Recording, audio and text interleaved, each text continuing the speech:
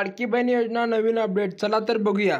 नमस्कार मित्रांनो, रोहन टेक्निकल मराठी चॅनलमध्ये स्वागत आहे। ज्या महिलांनी मोबाईल ॲपवरून फॉर्म भरलेला आहे त्या महिलांच्या खात्यामध्ये 2 महिन्याचे 3000 रुपये जमा होण्याची शक्यता आहे।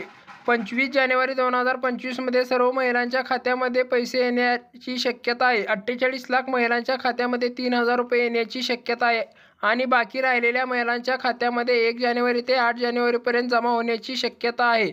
महिलांच्या खात्यामध्ये जर पैसे जमा झाले नसतील तर 1 जानेवारी ते 8 जानेवारी या वेळामध्ये होण्याची शक्यता आहे।